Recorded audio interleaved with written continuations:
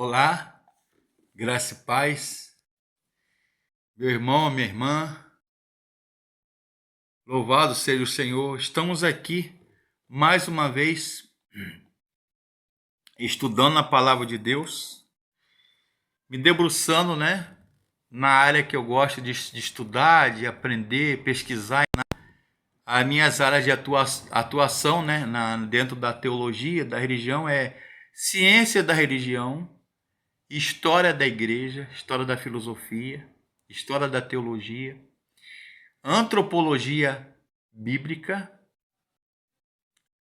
antropologia filosófica, teologia sistemática e teologia bíblica do Novo Testamento. E eu estava aqui meditando um texto aqui, muito conhecido, no livro do Gênesis, capítulo 1, versos 27 e 28. Gênesis, primeiro livro da Bíblia, amém? Gênesis 1, 27 e 28, que diz assim, 26 e 27. Também disse Deus, façamos o homem, conforme a nossa imagem e conforme a nossa semelhança. Tenha ele domínio sobre os peixes do mar, sobre as aves dos céus, e sobre os animais domésticos, e sobre toda a terra, e sobre todos os répteis e animais que rastejam pela terra. Gênesis 1, 27. Criou, pois, Deus o homem à sua imagem, a imagem de Deus o criou. Homem e mulher os criou, macho e fêmea os criou, homem e mulher. Eu fiquei pensando que lá no Salmo 8, verso 4, a gente vai ler no Salmo 8, 4 o seguinte: o que é o homem? O salmista do Salmo 8, verso 4 diz: o que é o homem? Que dele te lembres, e o filho do homem, para que o visites. Salmo 8, 4 e Gênesis 1, 27, 26 e 27. A Bíblia fala, esse texto, que nós fomos criados à imagem e semelhança de Deus. Em que sentido? A Bíblia fala, ela não se contradiz. A Bíblia fala, querido, querida, que Deus é espírito e não tem corpo. Mas nós, seres humanos, temos corpo, alma e espírito. Em que sentido? Na parte imaterial do homem, que é a alma e espírito. O texto fala da grandeza de Deus e a dignidade da vida do ser humano. Fala da criação, o modo pelo qual nós dependemos de Deus. E que Deus nos criou, nos ensina na sua palavra, amém? O nosso lugar, querido, querida, eu e você, no cosmos, no universo. E uma das coisas que nós estudamos na antropologia bíblica e teológica e na ciência da religião é que o homem, ele é um ser biopsicossocial e espiritual. O homem, eu vou repetir, o homem é um ser biopsicossocial e espiritual, né? E que o homem, na antropologia bíblica e filosófica, o homem, ele é um ser sagrado, vocacionado à transcendência corporal e espiritual, criado à imagem e semelhança de Deus. É um ser que ele é complexo e multifacetado. Em que sentido o homem foi criado à imagem e semelhança de Deus? Mentalmente, moralmente, no seu intelecto, e é um ser racional, pensante, não é verdade? Eu estava lendo aqui, aqui um pouquinho, meditando nesses livros aqui, já tem um certo tempo. Introdução à Filosofia Batista Mondan, da editora Paulus. O Homem, Quem é Ele? Elementos de Antropologia Filosófica, de Batista Mondan, editora Paulus. E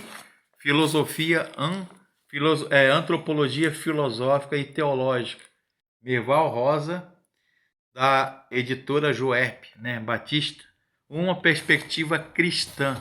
Já, e esse livreto aqui, né, do pastor Rick Warren, que escreveu Uma Igreja com Propósitos e Uma Vida com Propósitos. Você não estar aqui por acaso. Rick Warren fala que o homem foi criado, nós, eu e você, fomos criados à imagem e semelhança de Deus, não é verdade? E em se tratando da antropologia bíblica e teológica, todos os sistemas filosóficos e teológicos, eles compreendem a lógica, a epistemologia, a gnoseologia, a linguística ou linguagem, a cosmologia, a antropologia, a metafísica e ontologia, a religião, a ética, né? O homem é um ser moral, espiritual e ético, a pedagogia, a política, a estética, a história.